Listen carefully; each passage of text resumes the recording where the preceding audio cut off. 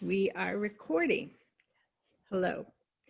My name is Tamara Burdoff, and I am just beginning this series, which I'm naming Authentic Moments. And it is going to be about, hopefully, bringing our global authentic movement community together and not only having a visual contact, but hopefully a deeper relationship. And my first guest is E. Connor Kelly.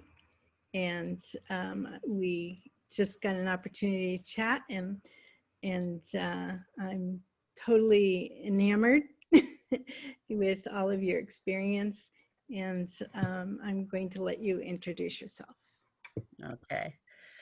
I left the E in my name because my first name is actually Elizabeth, but I was always called Connor. So professionally, I just left it as E. Connor Kelly. Sometimes people go, "Hey, E," or anyway, they don't know what to do with me. And when I go scuba diving, it's Elizabeth Kelly because I had to use the legal name. So that was kind of funny too. So, but Connor is, what people call me. Um, and I'm originally from Louisville, Kentucky, but I have lived so many places since. Did my dance therapy training at NYU, in New York City, and moved to Boston for 10 years, and then moved to Colorado. Then we went overseas. So we went to Germany first, then Vicenza, Italy, then Sicily, then New Zealand, and we currently live in Guam. And the reason for most of the moves has been my husband's a psychologist, as well as a dance therapist, play therapist, drama therapist, all these things. And he got a job through the American military in the beginning when we went to Europe. And then he got a job through the district health board in New Zealand working with child and adolescent mental health. So he's been a child therapist forever and ever, or family therapist as well. And now he's a school psychologist on Anderson Air Force Base. So this is kind of our last hurrah in terms of adventure before we go back to New Zealand, and he retires because our kids are grown and they've left the home. So some of the moves, reason we moved to New Zealand really was to have something, a stable base to raise our children, and he could not find government jobs in the US. So I've kind of followed that, and it's been a challenge for me following him in terms of my own work. I was really blessed in Sicily to finally, when my baby was old enough, to go to Tina Stromsted's retreats up in Tuscany. I'd studied with Tina and Janet, and I mean, I'd gone to as many authentic movement workshops at dance therapy conferences from the start. I mean, from whenever they were coming through, I was I was at them. I'd do the all day trainings with Neela and Tina or Zoe or Janet or whoever was doing those. And so I was getting what I could. And then when I was in Colorado, I was able to take her in 1991, I was able to take her week-long training at Naropa, and that was very transformative for me. So I've kind of done things in intensive doses. She invited me to her group she was running at the time in California, like the middle one. There was her old timers middle group and then her just beginning group. And she invited me to the middle group, but I got pregnant. So that was the end of that. Because certainly having a child and then having two, I always tell people how two children really does ground you, because with one child you can take them to all the conferences, and Patrick was actually being held in an authentic movement group. I think it was actually Christine Caldwell holding him, witnessing me at the same time. It was quite beautiful. And then I think I was in a peer group workshop where somebody else held him while we did these small little peer group practices. So that was really special to bring him along to some of those conferences and him be part of it then. So So yeah, it's been an interesting journey through the practice of authentic movement. So when I got to New Zealand, I started to all, I mean, in Colorado, I offered groups with women. And then when I moved to, and then I did it at various workshops that we'd go to, like playback theater, like when we worked with a playback theater group in Europe, I offered it in the middle of our training group, and it really deepened the stories after that. So I've taken it where I can, and then once I got to New Zealand and my kids were older and in school, I started to run regular workshops just in my teeny bitty town. Um, like I'd do about 4 a year, and I'd have a small group, and I didn't have consistency, but then there were a few people in Auckland that just started saying, yes, we need this more. So I started to really develop the practice or teach the practice in New Zealand. And it was before there was much dance therapy either. So, um, yeah.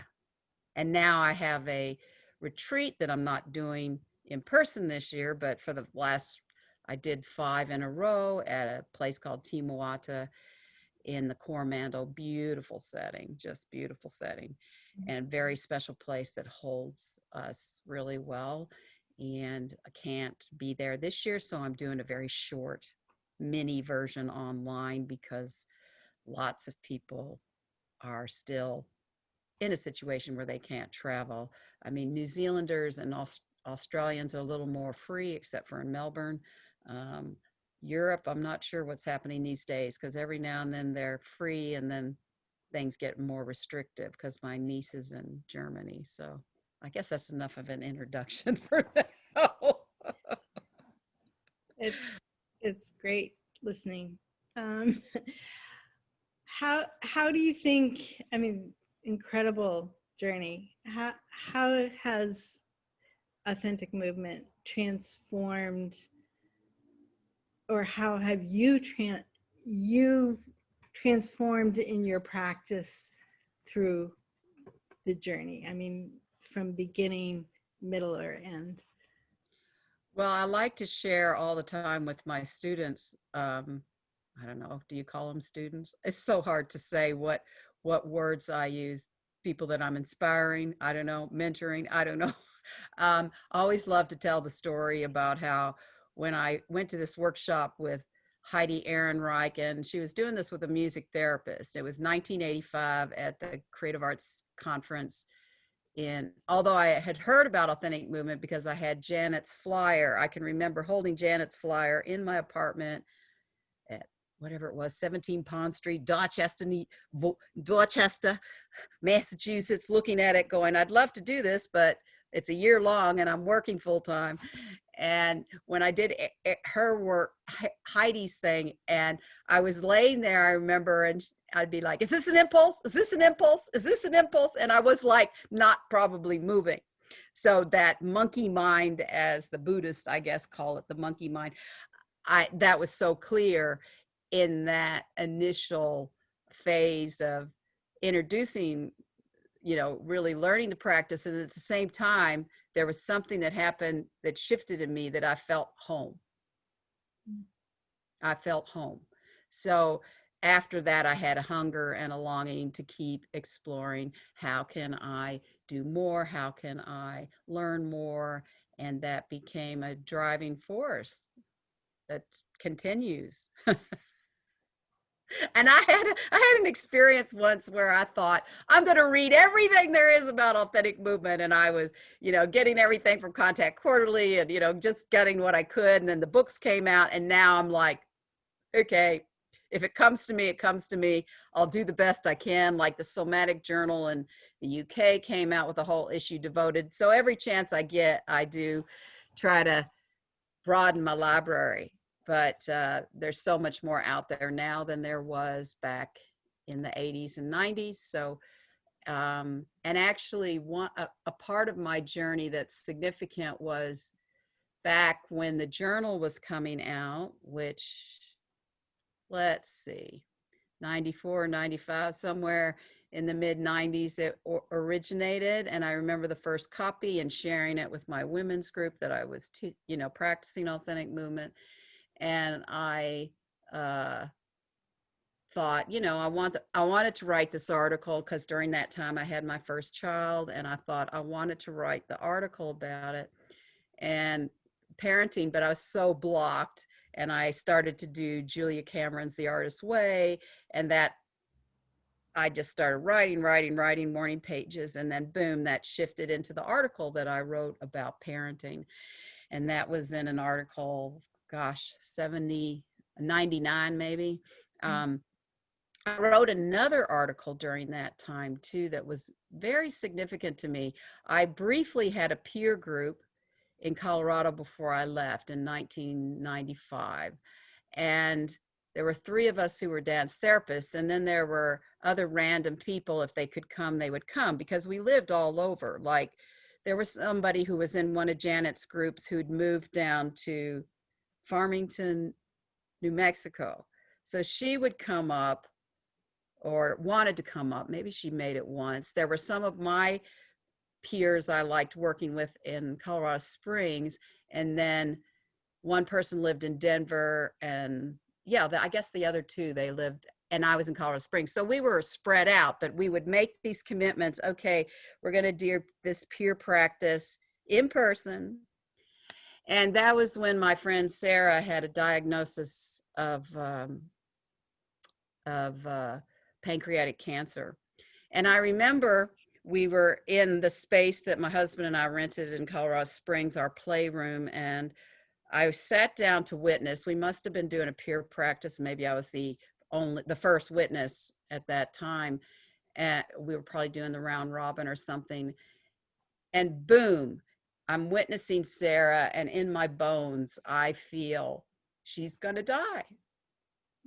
It's like I knew my bones just told me. It was like, boom, right in that witnessing. And during that time, I was also having a lot of energetic phenomena, especially when I would witness. And I didn't know what it was. I was sort of asking around, but not getting any answers. And it wasn't until I read Janet's book that I went, bingo, okay, got it. There was something about how my body would settle in witnessing and then go, zoom, you know, like this energy would just, and then maybe there was an integration in the heart chakra. I mean, if you study that kind of stuff. But anyway, there's been a lot of energetic experiences. And then, so, you know, there's some more story around the whole Sarah thing, but just that connection within that peer group. And then the other person in that peer group, when I was pregnant with my second child and I was living in Germany, I was having this dream. And I woke up and I said, "Who's Lily?" And a friend of mine, my friend, thought, "Oh, well, maybe you're having a daughter and, you know, whatever." But I woke up in the morning saying, "Who's Lily?" And the next thing I know, I get this card in the mail from the other dance therapist who was part of that circle, and she just adopted a girl named Lily. So I was feeling that authentic movement, and working, especially in a peer group like that, opened me to another realm where I can receive messages through my dream time and really understand, you know, really make those deep connections. So I wrote a little thing called Endings and Beginnings about that, but it never got published in that journal. But I have a copy somewhere. I got it back, because, you know, when you go through so many computers, you're like, have I lost that I wrote, and blah, blah, blah. But I have a copy somewhere that I want to look back at, because it was so profound for me to have those experiences. And I'm sure other people have had experiences similar to that. We So, should start a new form of getting it put together. well, there's something about dreaming where I'm open to what's that called when you know you're dreaming? Yeah, see, I'm gonna Lucid dream? yeah, lucid dreaming, where somebody said to me, if you're lucid dreaming, look at your hand. And so whenever I'm lucid dreaming and I'm going, yes, I know I'm dreaming. Okay, I'm looking at my hand. And then I laugh hysterically. So I've had fantastic dreams over the years. And this is another funny story, is I remember when I went to Tina's retreats in Tuscany, and that was 2002 and 2003. And when we got there, she said, well, our active imagination is going to be during daytime, during, you know, doing authentic movements. So we're not, it's less dream time. Well, it was true that I'd have these sleeps, no dreams. But in the middle of the retreat, and I think in the middle of both retreats, but particularly in the first retreat, I remember I woke up with a dream and went, oh my God. I mean, it was really very powerful. I think both retreats that happened to me, that I had very strong dreams, sort of like right in the middle. It was like this accumulation of doing the deep work and authentic movement, having all that active imagine, and then boom, the dream stuff could come together. So that was really very powerful. So I know that it moves beyond just the simplicity of being a mover and a witness. Or just that level. Because I remember Janet would always talk about, in the beginning, her questions were psychological, because she'd had that experience in a crib, in a hospital, separated from her mother when she was quite young. And that's very significant. I mean, that's trauma. We remember those. So her questions were of a psychological nature. And then, of course, they became more of a mystical nature. Mm-hmm. And in addition to that, I remember once I asked her, so, what particular themes do you see in authentic movement? And she, of course, laughed and said, the two basic: death, birth. So she distills it down to that simplicity, and yet we know within that simplicity there's a multitude and a range and a depth and a scope that just goes beyond anything that you can name in words. Yeah. And I think that's what's so rich about it. But one of the things that I started to practice, and a lot of this came from my work with Neela and Tina, is I started, that Mary Whitehouse always said people don't stay in their bodies long enough, and she was not a proponent necessarily of drawing after you move. Now, the way that I understood it through Tina and Neela was that we did processes like that to take what's very deep in movement and give it a little bit of shape, a little bit of form, because movement is so ethereal that we don't hold on to it. It's so in the moment. And so what I started to do was write and draw. And she always had Tina offered some different writing processes, like keeping the pen on and just keep going and not taking it off the paper. So now what I do is, as a witness and as a mover, I do a very quick drawing with pastels, very quick. And then I turn over the paper, and whatever images, words are coming to me, I just write it. And it's very quick, sort of poetic responses. And because that's been a practice of mine, when Steve and I started to do physical storytelling on Zoom, and we wanted people to have those art responses to the stories, or the movement stories, because people would move to actual stories, we started doing that practice there too. Or people were free to just do art or just do writing, but because I've done that so regularly now for so many years, I've got books and books and books. And I don't know. Anyway, I can kind of pinpoint where it came from, but anyway, sort of. I mean, it's obviously an accumulation of experience that starts to happen. And then the practices sometimes get very distilled. So that's now my distilled version of trying to do essence. And there's really time when so when I teach online, I always send my words afterwards, just as kind of another layer of witnessing. So I don't usually speak them to the group. I just do witnessing, and then I share those words, and that gives them another layer of witnessing, where they, can reflect back on what they just had done or whatever. And sometimes I can't say they're always profound, but gosh, sometimes they are incredibly profound. And so I suppose that's the whole witness mover thing that Janet had those diagrams of the, going in and out, where we're really right there with each other. And yeah, so, um, yeah, so I feel like with the practice, we have many, many more moments like that. Or I guess, but yeah, as the practice has deepened and Mhm. like a good wine, right? Ages Right. well over Yeah. time. Yeah.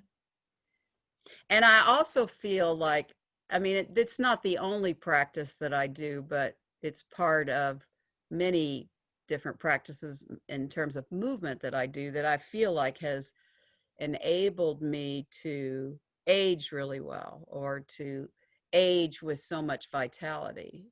Mm.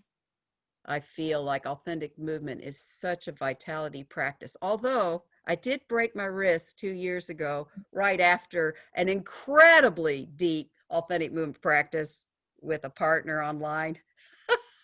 Well, And I call it my Freudian slip because I found a statue of Freud I was bringing into my husband because he had to teach that. And I slipped and there was nothing I could do. My feet came out and slammed my wrist. The interesting thing about that, and I've had two experiences here with the sprained ankle and with the broken wrist, where I think because of my deep practice in authentic movement and my experience in it, I could track my inner experience of of see, now I'm going to lose the word, of shock. I could totally track my experience of shock.